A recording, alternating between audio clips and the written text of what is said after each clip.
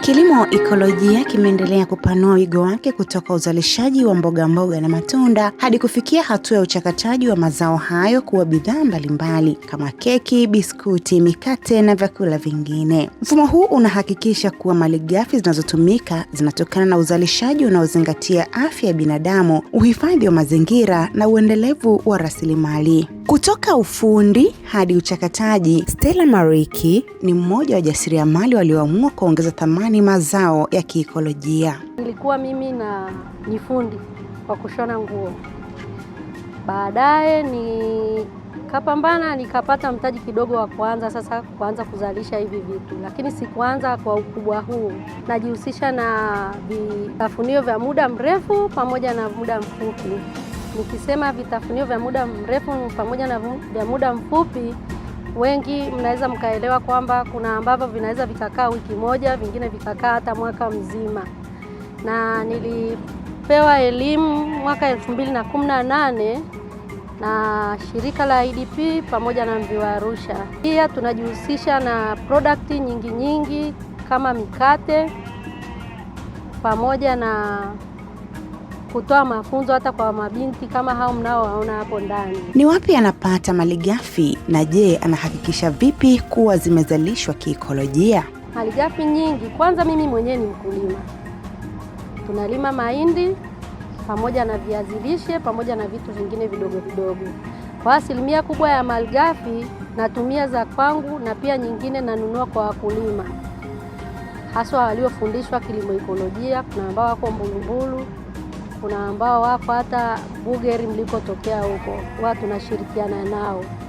Wakati mwingine ikinibidi hata wa Arusha kuna ambao tumeunganishwa nao tunanunua kwao. Tunafanya ekolojia kwa sababu pamoja na kwamba tunafanya biashara, lakini pia tunaijali sana afya ya mlaji. Hali ya soko la bidhaa hizi likoje? Kwa upande wa soko sio baya kwa sababu pia tofauti na kupika tu tulishafanya elimu ya kutosha. Kwa upande wa soko halina changamoto kubwa sana. Niko na soko la ndani na kwa upande wa soko la ndani halina changamoto kubwa. Mbali na kulisha jamii vitafuno safi na salama, Esther pia amekuwa chanzo cha ajira kwa vijana wengi katika mji wa Karatu. Nimeajiri watu wengi kwa sababu mimi ninauza jumla na rejareja. Tuseme nikiangalia nilioajiri ninaoishi nao, kwa mfano wanaofanya production na wanao supply wanafika kama 12.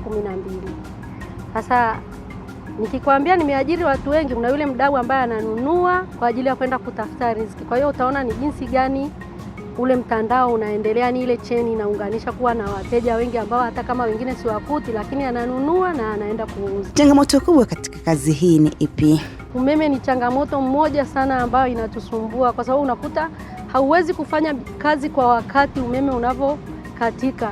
Na mara nyingi tunapata hasara sana kwa sababu umeme unavyokatika, hata kama kuna vitu ambavyo vilikuwa jikoni, kuna wakati mwingine tunavitupa vyote kwa sababu tunategemea umeme kwa asilimia kubwa sana, na ni ugonjwa ambao sijui kwamba tutautatuaje. Jimmy Mwangi, afisa masoko kutoka taasisi ya Mvi wa Arusha, anaeleza namna wanavyofanya kazi na wajasiriamali wadogo.